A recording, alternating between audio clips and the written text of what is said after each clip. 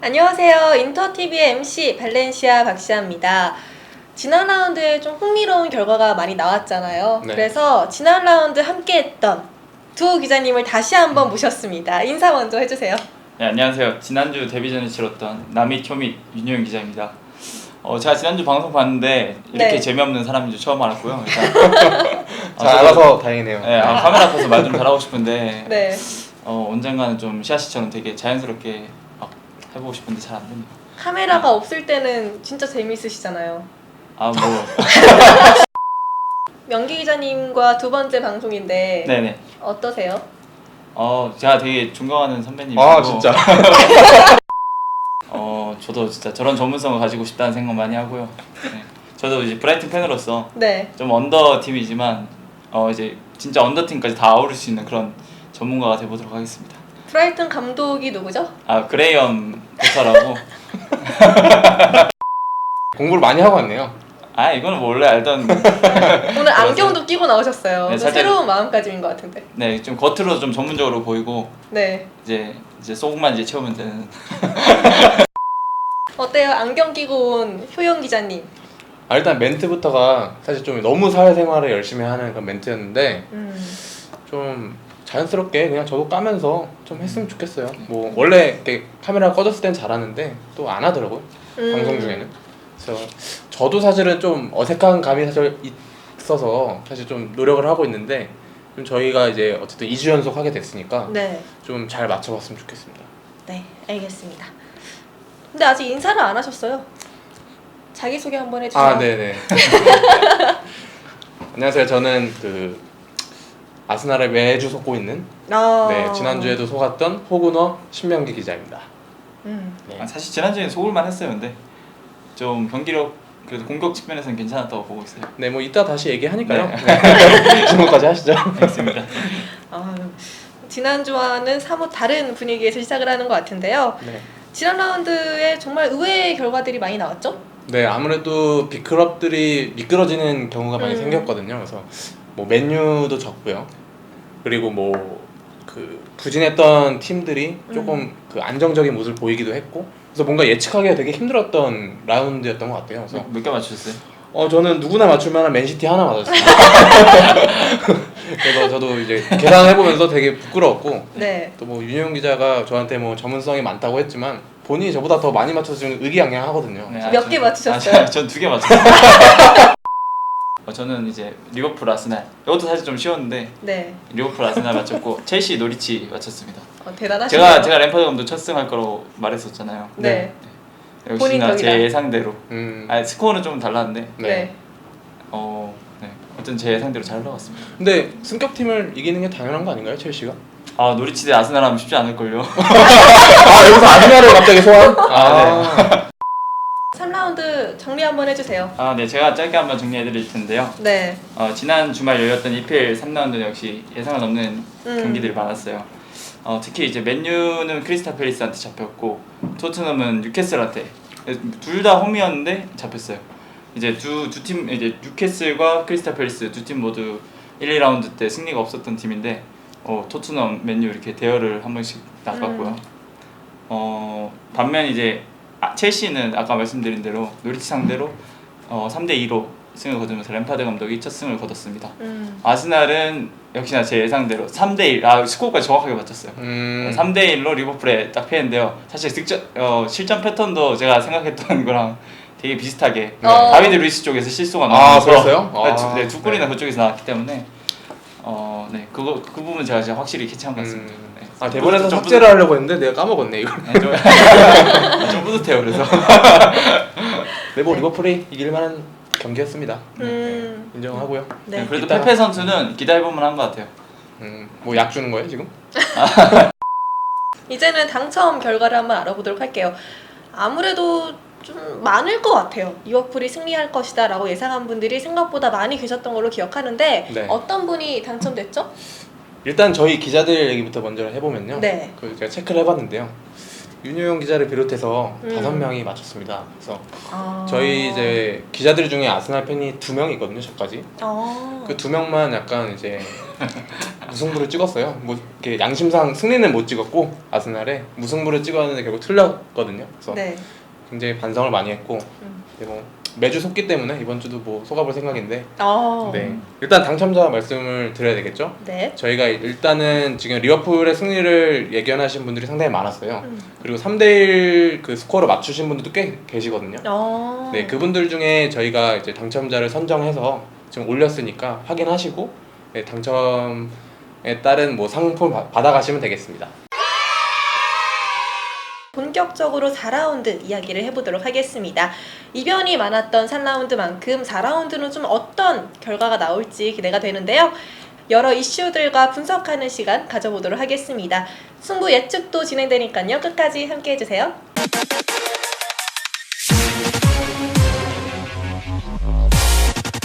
네, 지금부터 주간 EPL 4라운드에 대해서 프리뷰를 한번 해보도록 하겠습니다. 먼저 지난 라운드 홈에서 크리스털 팰리스에게 충격패를 당한 이 맨체스터 유나이티드가 기분이 왜 이렇게 좋아 보이세요? 말하다가 너무 깜짝 놀랐네. 같이 졌기 때문에. 알겠습니다. 이 맨체스터 유나이티드가 이번에는 사우샘프턴 원정을 떠나게 되는데요. 윤효용 기자님부터 분석을 해주세요. 알겠습니다. 홈에서 30년 만에 졌죠? 예, 1991년 5월 이후로 진 적이 없었다는데 이제 그걸 제 눈으로 직접 보게 됐네요. 매년 기록을 세우는 것 같아요, 맨유는. 지난 네. 시즌으로. 와, 정말. 아무끼 찐들은 지금 맨유 팬도 아닌데 왜 그러시죠? 이런 위장팬. 네, 크리스탈 팰리스한테 패하면서 충격에 빠졌는데요. 네. 이번에 사우스햄튼 원정을 떠납니다. 사우스햄튼이 하젠휘트 감독 밑에서 드디어 이제 발톱을 좀 드러내고 있어요. 지난 경기 브라이튼 원정에서 2대 0으로 이제 완파를 하면서 분위기가 확 올라왔거든요. 이제 홈에서 맨유를 만나는데 맨유한테 사우스햄튼이 쉬웠던 적이 한 번도 없는 것 같아요. 맞아요. 네, 제 기억으로는 진짜 항상 어려웠던 팀이고 지금 또 크리스탈 팰리스한테 잡힌 상황에서 맨유가 분위기 반전이 상당히 필요한 상황입니다. 근데 이제 만약에 이제 사우스햄튼이 홈이라고 좀 이제 주도적으로 공격을 한다면 맨유한테 이게 오히려 좀 득이 될 수도 있다고 보는 게 지난 경기는 올드 트래포드에서 완전히 내려앉은 크리스탈 팰리스한테 딱 2방 맞고 완전 KO 됐거든요. 근데 이번에는 좀 이렇게 공방전을 이제 좀 벌이면 맨유가 그래도 그 전보다 이번 홈 경기보다는 좀 더 찬스를 많이 만들지 않을까. 네, 그리고 작년에는 원정 경기에서 오히려 좋은 경기로 좀 보여준 적이 있거든요, 맨유가. 네, 그래서 이제 맨유가 좀 전방 압박을 처음에 버텨내고 역습 위주로 진행한다면 첼시전처럼 맨유가 그래도 이길 수 있을 것처럼 보이고요. 그래요? 네.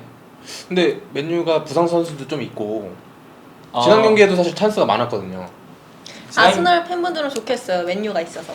그렇죠. 뭐 일단 저희 밑에 하나 깔아두고 맨유 팬들 죄송합니다. 사실 지난 시즌 5위 6위가 저 이렇게 싸우고 있는 것도 웃긴데요. 사우스햄튼 경기 못 보셨죠? 지난 경기. 이제 저도 하이라이트만 봤는데요. 네. 사우스햄튼이 첫 경기 때 좀 이렇게 잘 풀다가 좀 운이 없게 좀 졌잖아요. 네네. 근데 이제 경기력은 계속 그래도 흐름에 따라 좀 좌우되긴 했지만 좋았고 홈에서 그래도 좀 상승세를 저는 타지 않을까 생각했거든요. 그래서 방금까지도 맨유가 좀 이렇게 어려움을 겪었다고 했는데 맨유가 승리하셨다고 그래서 그러니까 제가 이제 보는 거는 네.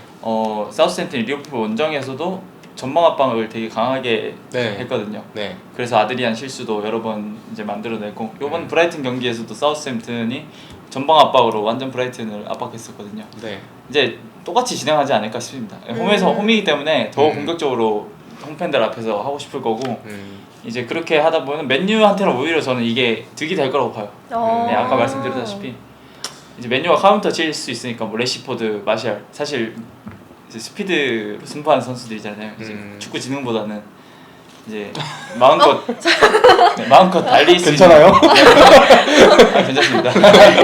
마음껏 달릴 수 있는 공간이 있다면 맨유의 이 사춘기 같은 선수들에게는 가장 좋지 않을까 싶습니다.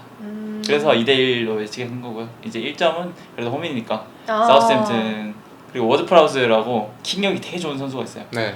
그 선수가 지난번에도 맨유 상대로 프리킥 골을 터뜨렸는데 그 선수한테 뭐 실점할 수도 있고 실점 가능성이 좀 있다고 봅니다. 한 골 정도는. 네, 알겠습니다. 저도 사실 불안하긴 하지만 네. 지켜보도록 하겠습니다. 목소리도 떨리시는 것 같아요. 네, 다음은 램파드 감독의 첫 승이 나왔던 이 첼시와 승격팀 셰필드 유나이티드의 경기고요. 그리고 나란히 첫 승을 거둔 팰리스와 빌라가 만납니다. 심영기 기자님? 네. 첼시가 좀 급한 불을 그래도 끈 것 같아요. 음. 노리치가 상당히 강하게 나왔는데도 불구하고 그래도 골이 나와줘야 될 때 골을 넣어주면서 첼시 램파드 감독이 첫 승을 거뒀습니다. 네. 일단 가장 중요한 건 램파드 감독이 좀 중용을 하려고 하는 그 젊은 선수 2명이 좀 잘했거든요. 그래서 공격수인 아브라함 선수가 2골을 넣었고요. 그리고 마운트 선수가 연속골을 넣으면서 3대2로 승리를 거뒀습니다. 그래서 아무래도 램파드 감독이 좀 그런 부분에 대해서 좀 이렇게 부담을 가졌을 거예요. 왜냐면 좀 젊은 선수들, 좀 경험이 없는 선수들을 내보내다 보니까 이 선수들로 돼? 라는 그런 부분들이 좀 있었는데 그래도 이번에 고비를 넣으면서 좀 부담감을 좀 떨쳐내고 홈으로 돌아가게 됐거든요. 그래서 이제 셰필드 같은 경우도 또 시즌 첫 패를 기록했습니다. 네. 근데 분명히 좀 그래도 경기력 자체는 밀리지 않았는데 레스터보다 좀 스타 선수가 좀 부재한 게 좀 이렇게 결과에 영향을 미쳤던 것 같아요. 그래서 좀 흐름이 좀 끊겼는데 그래도 첼시가 좀 홈에서 좀 동기부여를 안고 경기를 할 것 같고요. 첼시가 한 2대1 정도로 승리하지 않을까 저는 예상해봤습니다. 2대1이 나올 것 같은 경기가 많네요. 네, 아무래도 제가 좀 이렇게 보니까 모든 팀들이 좀 득점이 좀 많은 것 같아요. 그래서 무실점으로 끝내는 팀이 많지 않을 정도로 EPL은 좀 초반이지만 좀 골이 많아서 좀 팬들이 좀 좋아할 만한 경기들이 많이 나오고 있는 것 같습니다. 그리고 첼시 올 시즌 이제 앞에 3경기를 보면 실점률이 상당히 높아요. 네. 4골, 1골, 2골이니까 그래서 네. 7골 먹혔는데 네. 클린시트를 할 거라고 저도 생각은 안 합니다. 알겠습니다. 그럼 다음 경기는 좀 어떻게 될까요? 이번 경기도 사실 되게 흥미로운 매치업인 게 물론 빅클럽의 경기는 아닙니다만 좀 찬스가 굉장히 적었던 팀이 지난 라운드 승리를 거둔 팀이 만났습니다. 그 팀들끼리. 그래서 팰리스 같은 경우는 방금도 얘기하셨지만 맨유에게 승리를 거뒀었죠. 그리고 빌라 역시도 사실 굉장히 그 밀릴 수 있는 상황에서도 승리를 거뒀거든요. 그래서 이 두 팀이 만나서 좀 어떤 경기를 펼칠까 사실 좀 이렇게 예상은 잘 안 됩니다. 왜냐면 두 팀은 좀 강팀을 만나서 좀 내려앉고 역습으로 나서는 팀인데 이제 그 팀들이 서로 만났을 땐 또 다른 전략이 나올 수 있고요. 그리고 서로 잡아야 된다 약간 이런 생각들이 강하기 때문에 이 두 팀의 경기도 사실 좀 박빙이 될 것으로 예상이 됩니다. 근데 이제 팰리스 같은 경우는 지금 자하 선수가 뭐 파리 생제르맹이라든지 뭐 좀 빅클럽 이적설이 아직 남아 있는 상황이기 때문에 좀 이 선수의 거치 문제가 이제 마지막까지 어떻게 될지 모르거든요. 그래서 그 선수가 뭐 이탈하느냐 여부도 사실 결과에 영향을 미칠 것 같습니다. 그래서 이 선수가 뭐 잔류를 하거나 크게 뭐 변동이 없는 이상 그래도 팰리스가 2대1 정도로 승리를 하지 않을까 생각합니다. 여기도 2대1이네요? 네, 2대1로 한번 밀어보기로 했습니다. 진짜 이거 믿는 수준인데? 그럼 이제 다음 경기로 넘어가 보도록 할게요. 레스터와 본머스, 맨시티와 브라이튼의 경기입니다. 브라이튼을 좋아하는 윤효영 기자님 어떻게 예상하세요? 브라이튼 좋아한다고 하셔서 먼저 브라이튼부터 분석을 해보겠습니다. 좋습니다. 사실 분석할 게 없어요. 이제 지난 시즌 결과만 봐도 브라이튼이 맨시티를 상대로는 정말 약한 모습을 보이거든요. 네, 그래서 진짜 브라이튼 팬이라 압니다. 이번 경기도 질 거를.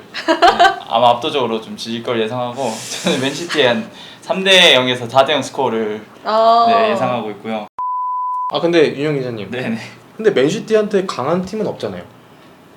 맨시티를 그래도 애먹이는 팀은 있죠. 네. 본머스도 그래도 저는 애먹였다고 생각해요. 완전 뭐 3골이나 내주면서 패하긴 했지만 그래도 홈에서 1골 넣으면서 맨시티 상대로도 공격 작업이 되는 모습을 보였고, 네, 뭐 그렇기 때문에 좀 이제 맨시티가 고전하는 중위권 팀들도 있다 생각하는데 부라이튼이 작년에 좀 좋았을 때도 맨시티를 만나면 완패를 했기 때문에 사실 뭐 축구는 데이터가 가장 안 먹히는 스포츠라고 하지만 브라이튼한테는 먹힙니다. 네, 윤효영 기자님께서 맨시티를 상대로 그나마 좋은 모습을 보여줄 수 있는 팀이 본머스라고 얘기했는데 네네. 그 본머스가 이번에 레스터를 만나거든요. 네, 근데 이제 원정을 떠납니다. 네, 레스터는 저번 경기에서도 진짜 좋은 모습 보였고 양 팀 모두 경기력이 나쁘지 않기 때문에 이제 홈이나 원정이냐에서 저는 좀 이거에 좀 집중을 했거든요. 그리고 제이미 바디가 있는 레스터 그래서 이기지 않을까 예상을 했는데 레스터는 현재 3경기 1승 2무고요. 본머스는 몇 승 몇 무죠? 브라이튼밖에 모르는군요. 아, 네. 잘라주시고요. 잘 살려주세요. 네, 전문가에 맞지 않는. 네, 그러니까. 네. 안경을 껴도 윤효영 기자님은 윤효영 기자님이시네요. 그래서 맨시티 상대로 이제 아까도 말씀드렸다시피 조직적으로 되게 공격을 진행하면서 한 골을 넣었거든요. 그래서 레스터가 한 2골 넣고 본머스가 한 골 넣고 2대1 승리. 또 2대1이네요. 제가 쓴 줄 알았어요. 이거. 아, 벌써 네, 2대1이 가장 이제 생각하기 쉬운 스코어인가 봐요. 그렇죠, 아무래도. 네, 2대1 승리 정도 예상합니다. 아, 네, 알겠습니다. 레스터 득점력이 있는 팀이라서 네. 홈에서 그래도 2골 이상은 넣지 않을까요? 아, 알겠습니다.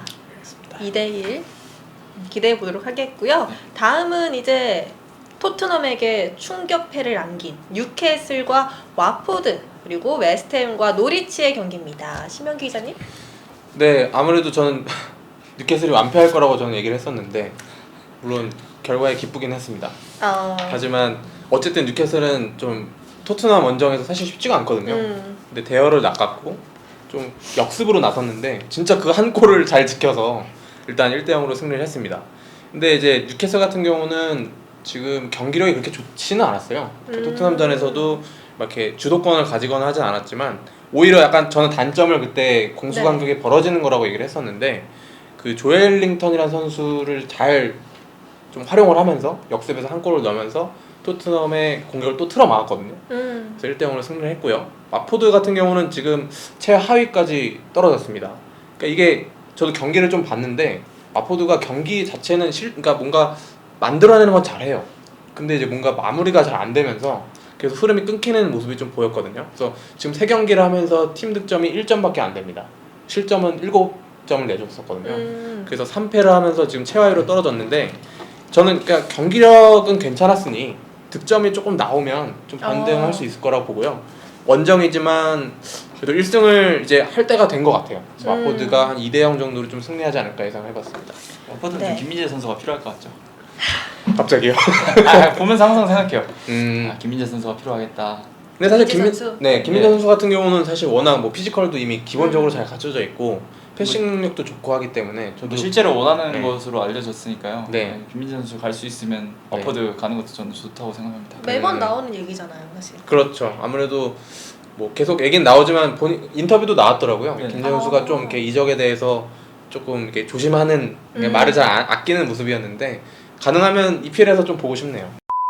뉴캐슬에는 기성용 선수가 있잖아요. 네, 기성용 선수가 지난 라운드에는 좀 이렇게 아쉽게도 이렇게 기회를 많이 못 받았는데 그 전 경기에서는 기회를 받았다가 뉴캐슬이 좀 좋은 결과가 안 나왔었거든요.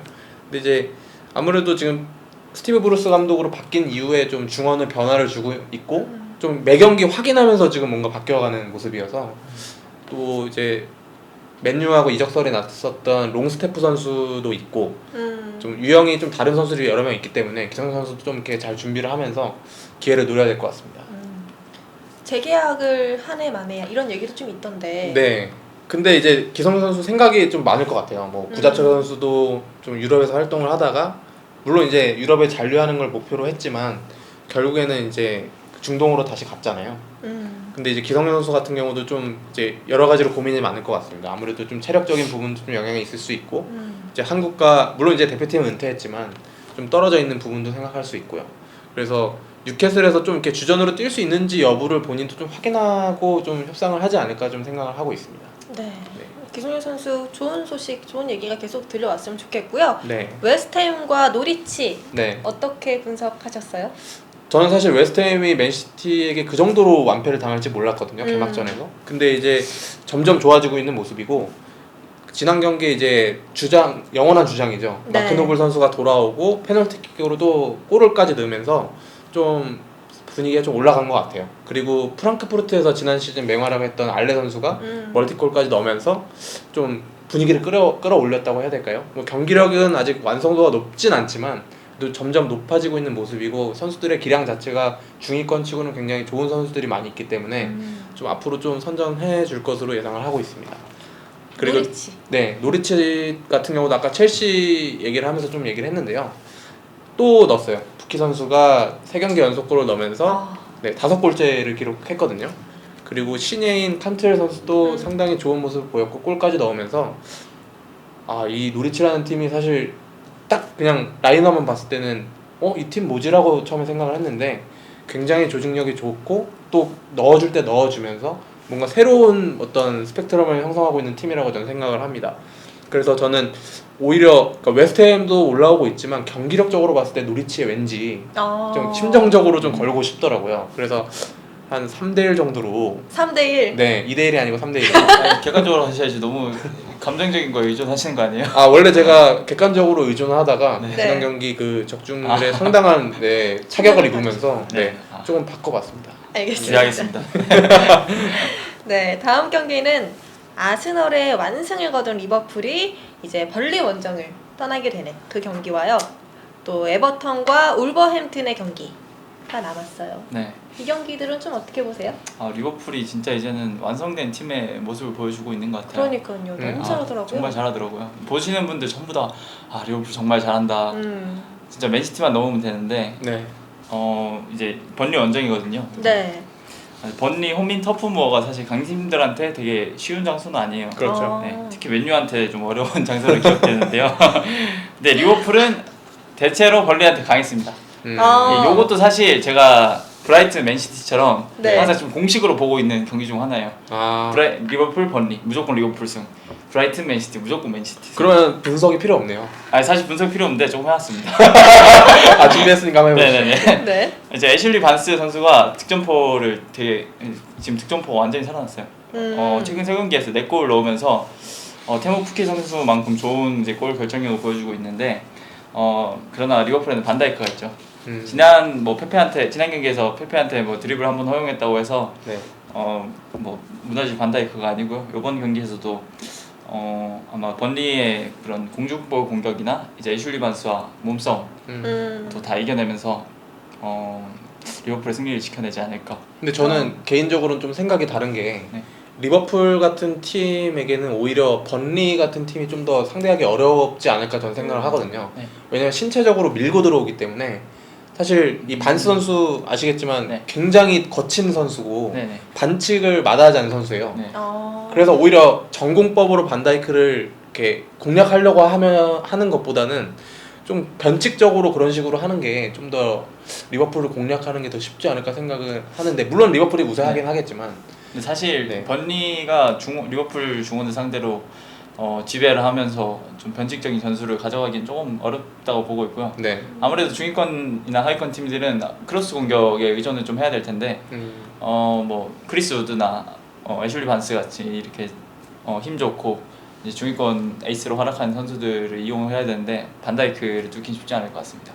그리고 마팁 선수도 공중볼이 괜찮아요. 네. 지난 경기에서 헤딩골도 넣었고 잘 알고 있습니다.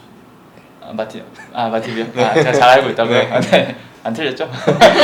아니요, 제가 잘 알고 있다고요. 그런가요? 무슨 얘기를 하고 계시는 거예요, 두 분 다?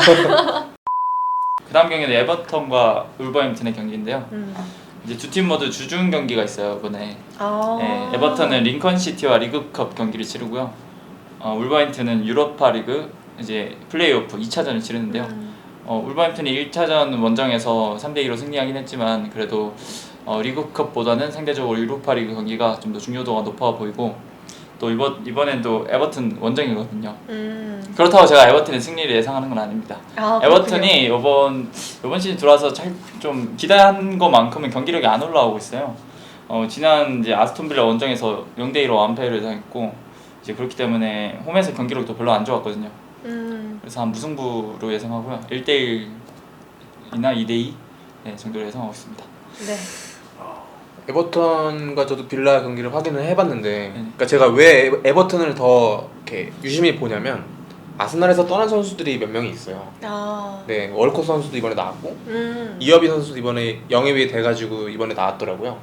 근데 봤는데 에버턴이 기회는 분명히 많았는데 하필이면 두 선수가 기회를 놓치는 모습을 보이더라고요. 거의 이어비 선수는 진짜. 네.